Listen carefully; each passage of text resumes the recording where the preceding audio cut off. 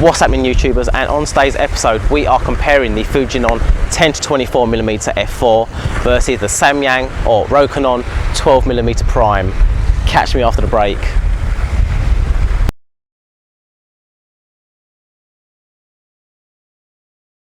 In today's test we are testing the Fujinon 10 to 24mm f4 versus the Samyang stroke Rokinon 12mm.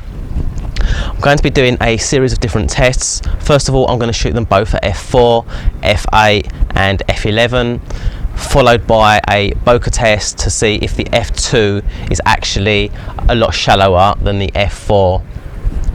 I'm standing here on a rooftop so you can see all this detail here, and we'll see how much detail each lens retains, and after that we'll put the images into computer and we'll do a comparison.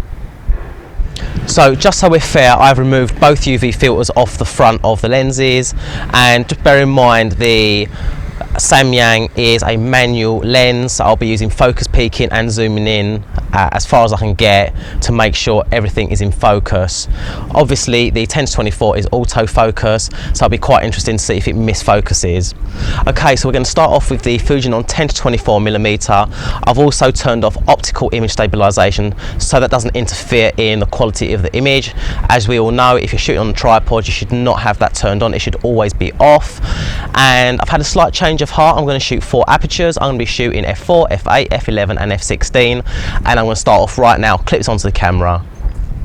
Okay, so I've just finished shooting the 10 to 24. I'm now switching to the Samyang 12mm, where I'll shoot the same series of images at f4, f8, f11 and f16. Okay guys, I've brought the images into Lightroom now, and just to explain, I have touched nothing whatsoever on the adjustments panel. Everything is exactly set to how everything was shot, and the green images here on the left are all the Fuji 10 to 24, starting with f4, f8, f11, f16. Samyang are in red, and we have f4, f8, f11 and f16. Now if you look at the metadata on the top right hand corner here, you can see that is at f4, f8, f11 and f16, all shot at the base ISO of 200. The millimeter is at 12.6, it's the closest I could get to the 12mm. We're fitting stuff in the frame, so it matched up with the Samyang. And the Samyang as well is f4. However, bear in mind the Samyang does not have any contacts on the lens, so it's always going to say f1, but you're going to have to kind of trust me on that one. But that is definitely f4, f8, f11 and f16, and you'll notice the shutter speed dropping as I'm extending the aperture. So we're going to compare these, and we are first of all going to start with the f4. So the f4 active is this one here to the right, that is the Fuji, and the f4 for the Samyang is already dragged in there. So these are both f4. We can just close down this panel here. And what we'll do is, first of all, we'll look at the close distance, so something pretty close, then the middle distance, and then far in the distance. So this is, first of all, I'm going to look just here on this satellite dish, which is the Fuji, and then we'll have a look here as well on Samyang. And at f4, on a close distance, to me, the 10 to 24 is definitely sharper. If you also look in the middle distance here, you can see that the detail on the building here is sharper as well compared to that one. That's a bit blurry. And then we'll start moving out the frame. This is more or less still center. Satellite dish there versus satellite dish there. You can definitely see that's got a lot more detail in the Fuji. And then as we get to a further distance, like a crane there, for instance, that's just a lot more detail there. But that is just a f4. So what we'll do now is we will go to f8 and we'll move the f8 version there. So just to show you, the active version here is the f8, which is the Fuji, and this one here is still going to just say f1, but it's not the active one because I'm using the Fuji as the active image. It's not going to give you any metadata here, it's just the Fuji. Okay, so let's start again. So we'll zoom into the satellite dish, and okay, this one looked pretty close to me. I can't see a lot of difference, although looking at the bottom part of the satellite here, it is a little bit sharper, a little bit more detail versus that one there, versus the Samyang. And the building,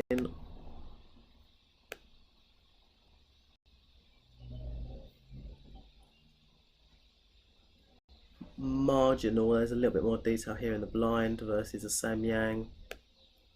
And as we move out to the water bottles and the satellite dish here, yeah, you can see a little bit more detail, and it's not a massive difference. A bit more detail here on contrast versus here, and you can see more detail on that blind or awning versus that one there. And when you go to the crane, yeah, again you can see the Fuji is sharper there versus the Samyang, but it's not a massive difference, but it does definitely look better. Okay, let's have a look at f8 in some corners. So here on that far window and here on that far window, so this is far right. Yeah, you can definitely see the Fuji has retained a lot more contrast. That's pretty impressive actually. Okay, and let's go to the bottom corner. Again, remember on the right hand side is the Fuji and on the left hand side is the Samyang. So we'll just go far right bottom. What have we got there? So we've got like a little, that is like a window or a little tunnel or something there. And bottom right corner, again you can see there's a little bit more detail. Samyang is quite impressive, I have to admit. I'm quite impressed with the Samyang. And you can see here on that brick there, you can see a bit more detail versus that. And now we'll try far left bottom corner or bottom-ish. Yeah, it's pretty clear. So you can definitely see the detail in the Fuji versus the Samyang at f8. And we'll have a look far left or left corner. There's no point in me going to the sky. And again, you can see here the water bottle here is a little bit blurred on the Fuji versus the, sorry, a little bit blurred on the Samyang versus the Fuji here on the right hand side. The Fuji is sharper, a lot more detail in buildings versus that.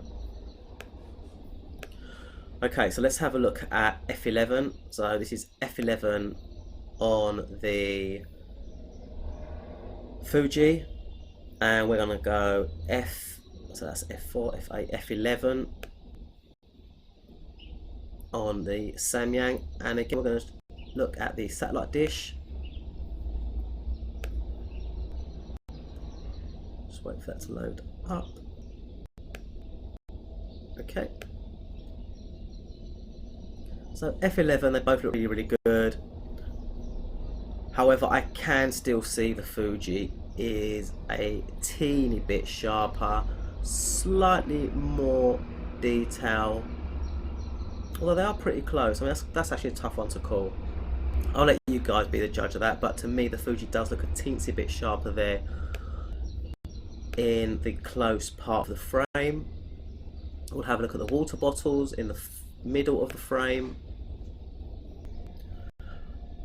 And looking at it here, they look pretty similar in the middle of the frame.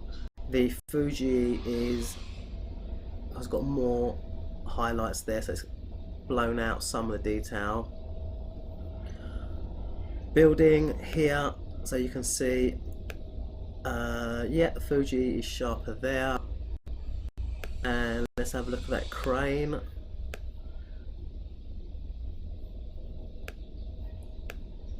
Okay, so at f11, both look good to me. I'll let you be the judge of which is sharper, but looking at the detail in the top part of the crane here,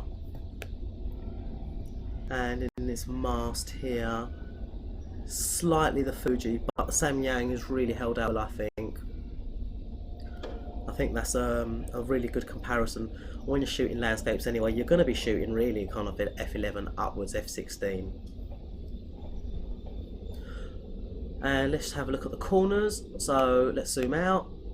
Starting off, bottom right hand corner Fuji, bottom right hand corner the Samyang. That's looking good there. Okay, we've got some step ladders here. Bit clearer on the Fuji. Okay, let's go bottom left. Bottom left. And again, you can see a bit more detail and a little bit more contrast there. And let's go top right. Not as close as I've got some detail in top right for me to show you.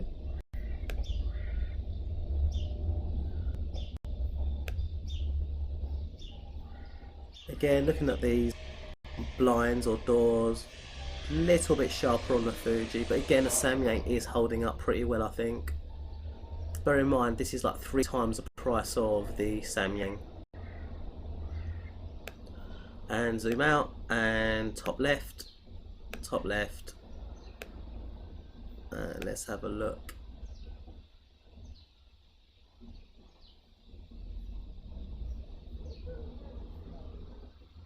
Looks like pretty similar to me. Maybe the water bottle looks maybe a little bit better on the Fuji, but can't see a massive difference there. Okay, and finally at f16,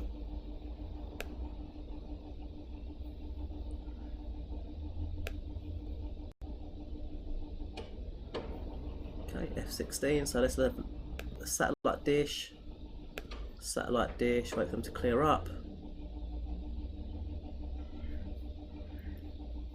So there's a lot of detail there. I think the Samyang is still just clearing up a little bit. Yeah. Samyang looks well, but the Fuji definitely looks like it's retained more detail. Just a little bit sharper. Tiny bit. Okay, let's look in the middle.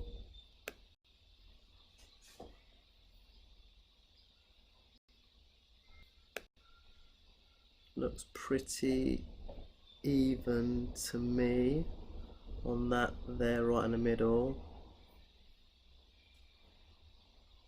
I'll let you guys be the judge of that. I'm not going to call that one.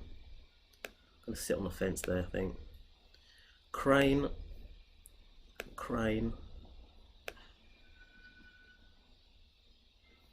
I think both look really, really good. Again, I can't call that. I think that is remarkable in the center of the frame there, that the Samyang can keep up there with the Fuji. And bear in mind as well that, again, with landscape shooting and you want that depth of field, you're going to be shooting at really high apertures anyway. Okay, let's do the corner test, so let's have a look again. Bottom left, bottom left.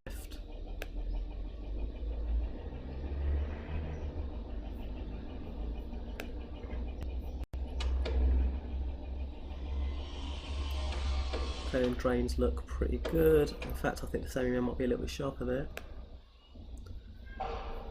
That looks more or less even Stevens to me. I really can't see any difference there. Okay, let's go top right.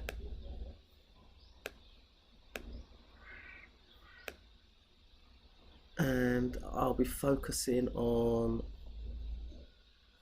this little satellite dish and that mast. The doors, again, these kind of doors here do look a little bit sharper. There's a little bit of vignetting going on here on the Samyang. Nothing major, you can really get rid of that in post anyway. Okay, and left, left. Samyang looks really, really good. Fuji looks good as well. If we look here, maybe at these air conditioning units here. Difficult one, I can't really call that. I don't want to call that. Yeah, okay, I like these doors. Okay, the fizz is a little bit sharper here in these doors. But I'll tell you what, I think the Samyang is a great little lens. I knew it was a really good lens. And finally, the bokeh test. So green, we'll change that, is Fuji. Red is Samyang. Oops, that goes right. That's Fuji at f4. Samyang there at f2, and you can definitely see there is a shallower depth of field on the Samyang, sorry, at f2 versus f4, which is pretty obvious it would be. But yeah, there you go. What an interesting test. I'm so glad I've done that test because it sets my mind at rest on which lens is the better one to shoot with, and I'm glad I've kind of found my answer. It looks like for the price, the Samyang 12mm is an absolutely awesome lens, but I knew it was an awesome lens because I've been using it for the past sort of 2 or 3 years, and I think it's a great lens for the price. It gives you really sharp images, and don't forget that f2 aperture as well for that shallow depth of field if you want that kind of look. In my opinion, I think the Fujinon definitely is worth the money, so I'll be sticking to shooting most of my landscapes with the Fujinon. However, I think the Samyang is still such a great buy and such a fun lens to use for the cost. Finally, thank you for watching, thank you for coming back to the channel today. If you enjoyed the video, please give us a thumbs up, please subscribe, and I'll catch you guys real soon on the next one. Cheers.